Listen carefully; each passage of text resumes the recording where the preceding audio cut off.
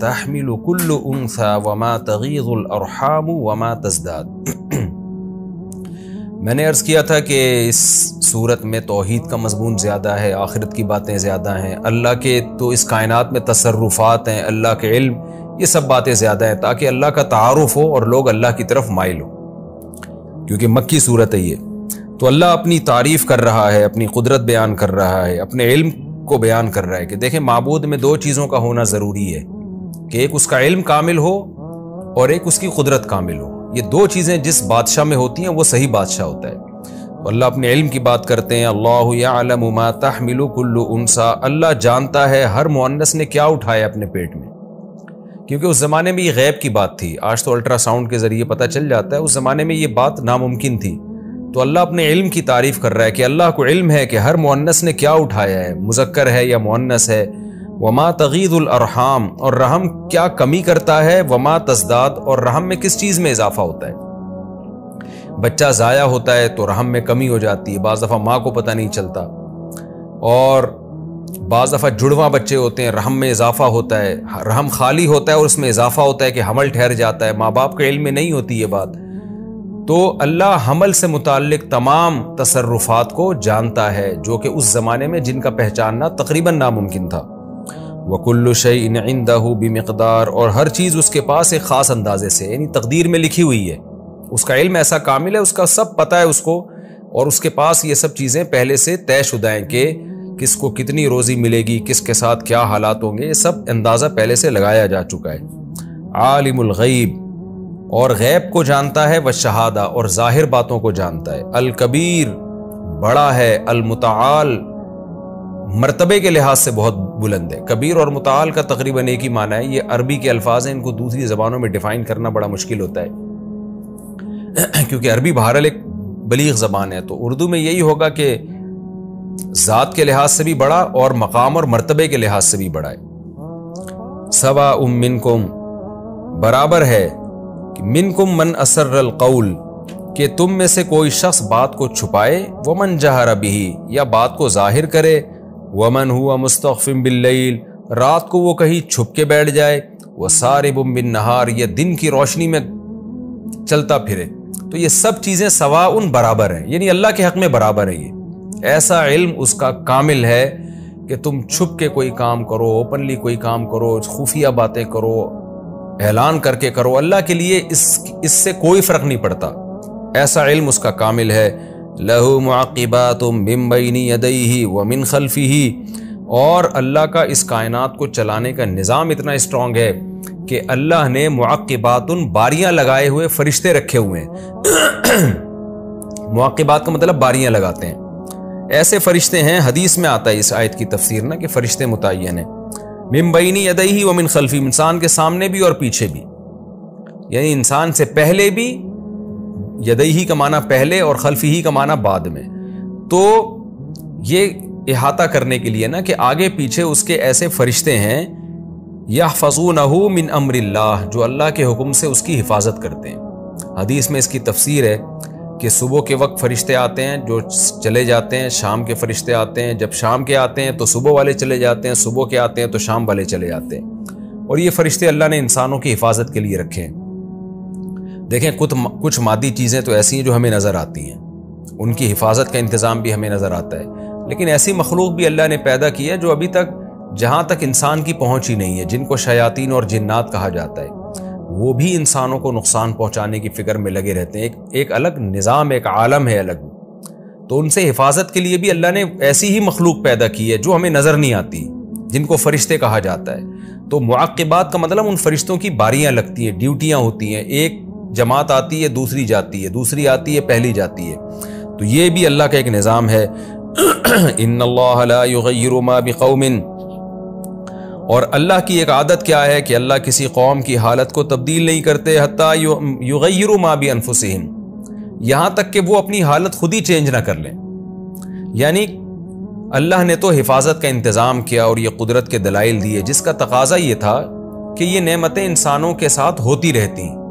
اور انسان ہمیشہ محفوظ رہتے، لیکن اس محفوظ حالت سے انسان تباہی کی طرف اسی وقت جاتا ہے اللہ اس کو تباہی کی طرف اسی وقت لے کے جاتا ہے جب انسان خود اپنی حالت کو تبدیل کر دیتا ہے، وہ دلائل میں غور ہی نہیں کرتا، وہ خدا کی نافرمانیوں میں آ جاتا ہے۔ وَإِذَا أَرَادَ اللَّهُ بِقَوْمٍ سُوءًا، اور جب اللہ کسی قوم کو تباہ کرنے کا ارادہ کر لے، فَلَا مَرَدَّ لَهُ، تو اس تباہی کو کوئی لوٹا نہیں سکتا۔ یعنی اگرچہ اللہ نے انسانوں کی حفاظت کا بہترین انتظام کیا ہوا ہے، مادی لحاظ سے بھی حفاظت ہو رہی ہے، روحانی لحاظ سے بھی حفاظت ہو رہی ہے، شیاطین سے بھی حفاظت ہو رہی ہے، جراثیم سے حفاظت کا سائنسدان کہتے ہیں الگ سیٹ اپ ہے ہماری باڈی میں، تو زبردست حفاظت کا نظام ہے، لیکن جب اللہ کسی قوم کو تباہ کرنے کا ارادہ کر لے تو یہ تمام حفاظتیں ناکام ہو جاتی ہیں، پھر اللہ تباہ کر کے چھوڑتا ہے۔ اور تباہ کب کرتا ہے اس کا پچھلی آیت میں بتا دیا کہ تم جو عافیت کی حالت میں ہو نا، اللہ یہ حالت چینج نہیں کرتا جب تک لوگ خود اپنی حالت تبدیل نہیں کر لیتے، یعنی خود برائیوں کی طرف جا کے بربادی کا انتظام نہیں کرتے تو اللہ بھی ان کو تباہ نہیں کرتا۔ تو اس آیت میں اصل مفہوم تو اس آیت کا یہی ہے کہ عافیت والی اچھی زندگی کو برباد کرنا جو اللہ کرتے ہیں تو انسان خود کرتا ہے، اللہ پھر اسی کے کیا ہوا اس کے سامنے لے آتے ہیں۔ تو جو قومیں بھی تباہ برباد ہو رہی ہیں، ترقیوں سے تنزل کی طرف جا رہی ہیں، لے کے تو اللہ جا رہا ہے لیکن انہی کی بدعمالیوں کے سبب لے جا رہا ہے۔ تو اسی آیت کے مفہوم سے یہ بھی پتہ چلتا ہے کہ خوشحالی بھی انسان کی اپنی محنت سے آتی ہے، یعنی کوئی قوم پست ہو، اللہ اس کی حالت کو تبدیل کر کے بلند کر دے تو اللہ یہ کام جب ہی کرتا ہے جب وہ قوم بھی اس کے لیے عملی طور پر آمادہ ہو۔ وَهُوَ الَّذِي يُرِيكُمُ الْبَرْقَ خَوْفًا وَطَمَعًا، پھر اللہ اپنی قدرت کے اور دلائل بیان کرتے ہیں۔ اللہ وہ ذات ہے جو تمہیں بجلی دکھاتا ہے خوف اور امید کے ساتھ،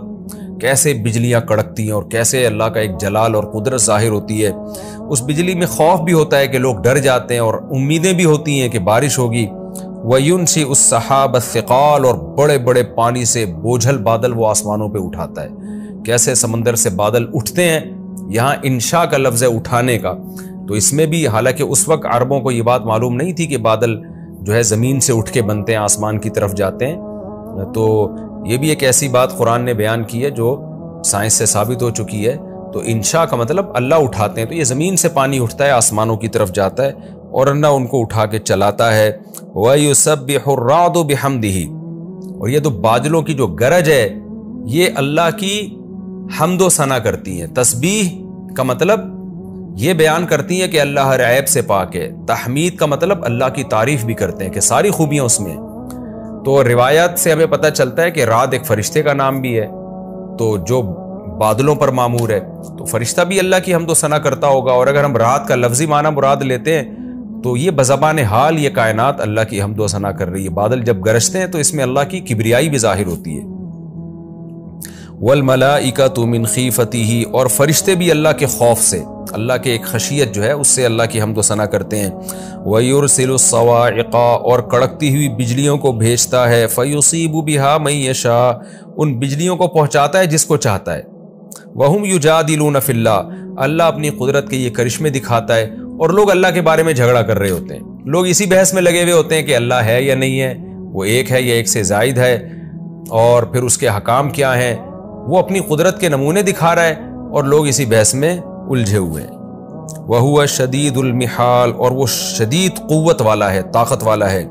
لَهُ دَعْوَةُ الْحَقِّ، اب اللہ نے اتنے دلائل دینے کے بعد جو مدعا تھا وہ بیان کیا ہے، اسی کے لیے حق دعوت ہے۔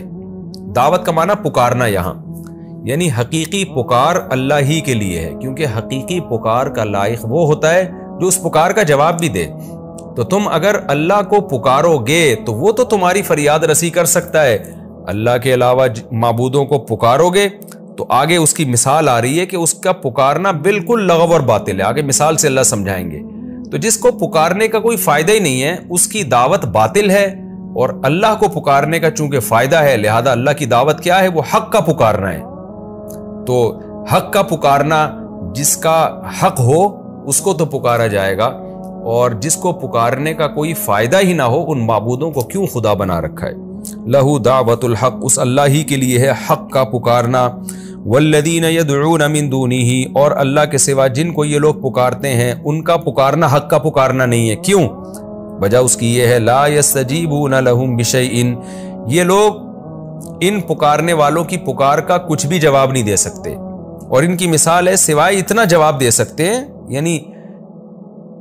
آگے مثال تو یہ آ رہی ہے کہ جواب دے سکتے ہیں، لیکن اس مثال سے پتہ چلے گا کہ وہ جواب دینا نہ دینا برابر ہے۔ الا کباسط کفیہ، اس شخص کی طرح کہ جس نے اپنی دونوں ہتھیلیاں پھیلائی ہوئی ہوں الی الماء، پانی کی طرف۔ اب ایک شخص کو پیاس لگ رہی ہے، مثال اللہ نے یوں دی ہے کہ انسان کی سب سے بڑی حاجت کیا ہے؟ شدید پیاس میں پانی مل جائے۔ تو جو معبود کو پکارتے ہیں ان کی بھی بڑی بڑی حاجتیں ہوتی ہیں۔ تو اب ایک شخص کی شدید حاجت ہے پانی مل جائے، اور وہ پانی کے قریب اپنے دونوں ہاتھ پھیلا کے ایسے گڑ گڑانے لگے اور کہ پانی کو پکارنے لگے کہ تو آ جا تو آ جا، تو ساری زندگی پکارتا رہے گا، جذبات اس کے رہیں گے لیکن کچھ بھی فائدہ نہیں ہوگا۔ تو بڑی پیاری مثال دی ہے قرآن نے کہ جو معبودوں کو پکارتے ہیں نا بڑی لجاجت کے ساتھ، روتے ہیں دھوتے ہیں، تو وہ یہ سمجھ رہے ہوتے ہیں کہ ہمارے اس طرح سے رونے سے اور اس طرح قربانی دینے سے کچھ تو فائدہ ہوگا نا، یہ جو جھوٹا خدا ہے جس کو ہم نے اصل خدا بنایا ہوا ہے تو شاید تھوڑا بہت تو ہماری مدد کر دے ہمارے رونے کو اور ہماری مجبوری کو دیکھ کے۔ یعنی دیکھیں نا، جو کسی کو پکارتا ہے نا عبادت کے لیے دعائیں مانگتا ہے، تو دعاؤں میں بعض دفعہ وہ بہت زیادہ مجبور ہو جاتا ہے نا۔ لوگ کیا کہتے ہیں کہ مزاروں میں جانا شروع ہو جاتے ہیں۔ اب ان سے کہا جائے یار ان مزاروں میں تمہیں کیا ملے گا، وہ کہتے ہیں یار ہمیں جو مصیبت پہنچی ہے نا وہ تمہیں نہیں پہنچی، ہم مجبور ہو کے آ رہے ہیں۔ اور پھر وہاں جا کے بہت روتے دھوتے ہیں، سجدے کرتے ہیں، تو یہ سمجھتے ہیں کہ اتنا زیادہ محنت کرنے کا کچھ تو نتیجہ نکلے گا کہ ہم مجبور بھی بہت زیادہ ہیں اور محنت بھی بہت کر رہے ہیں، تو کچھ تو رزلٹ ہوگا نا۔ تو اللہ کہتے ہیں جس شخص کو پیاس لگی ہوئی ہو وہ کتنا مجبور ہوتا ہے اور اتنے اخلاص سے پکار رہا ہو کہ دونوں ہاتھ پانی کی طرف کر کے پکارتا ہو کہ پانی آ جا پانی آ جا، تو کیا کبھی دیکھا کہ پانی آیا؟ کیا کبھی پانی کو ترس آئے گا اس کے اوپر کہ یہ بیچارہ اتنا مجبور ہے، اس پیاس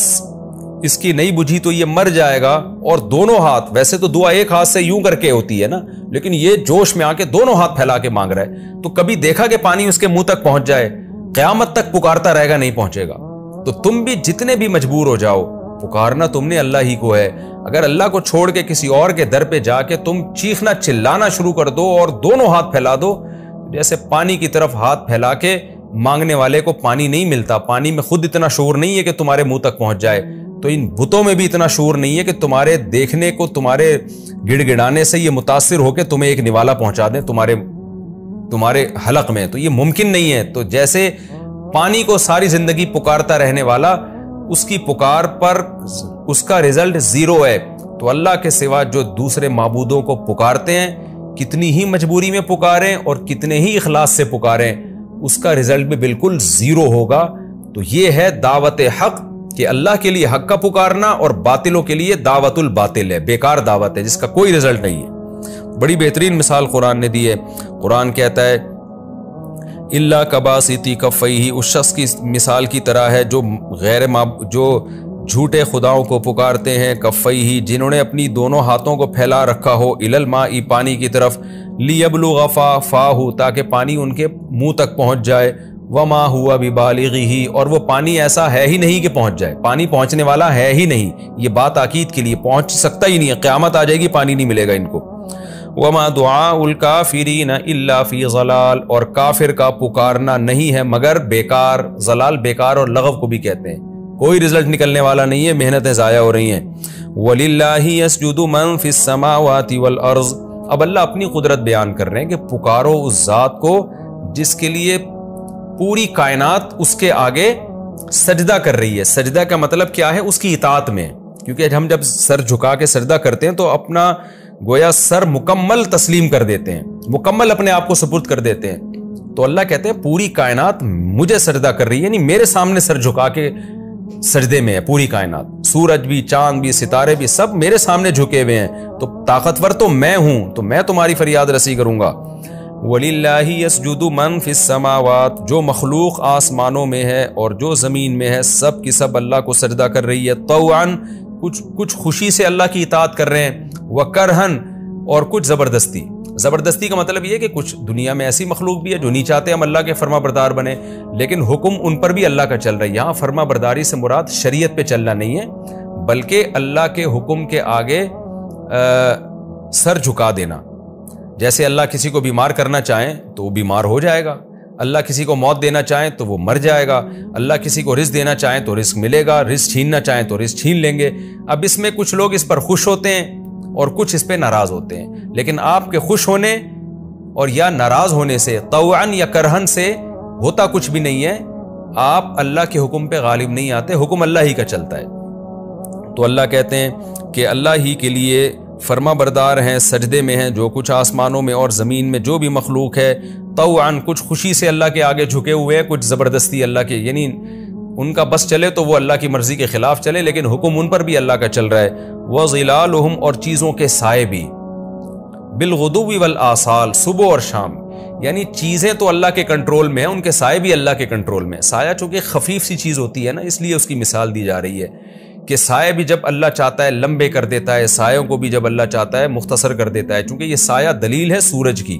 تو مراد سایہ نہیں، یعنی اس کائنات میں اتنا بڑا تصرف ہے کہ سورج کی کیسی گردشیں اللہ نے متعین کر دی ہیں، جس کے نتیجے میں سائے لمبے بھی ہوتے ہیں اور سائے مختصر بھی ہوتے ہیں۔ تو یہ سایہ اصل میں کنایہ کس سے ہے کہ اس نظام کائنات سورج کے نظام سے، کہ کیسے چاہتا ہے، جس طرح سے چاہتا ہے اللہ سورج کو ڈھلکا دیتا ہے۔ جب زیادہ ڈھلکاتا ہے تو سایہ لمبا ہو جاتا ہے، جب سورج کو بلند کرتا ہے تو سایہ چھوٹا ہو جاتا ہے۔ تو سورج کی گردشیں بھی اللہ کے کنٹرول میں ہیں۔ قُلْ مَن رَّبُّ السَّمَاوَاتِ وَالْأَرْضِ، یہاں سجدہ ہے، جتنے بھی تفسیر سننے والے حضرات ہیں وہ بھی سجدہ کریں، میں بھی سجدہ کروں گا انشاءاللہ۔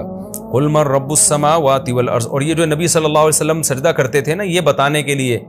کہ اللہ تو نے یہ کہا ہے کہ کچھ لوگ اللہ کے سامنے جھکتے ہیں، خوش ہوتے ہیں اس پہ، اور کچھ لوگ ایسے ہیں کہ اللہ کا حکم ان پہ چل رہا ہوتا ہے، تو ہم خوشی سے تیرے سامنے جھکیں۔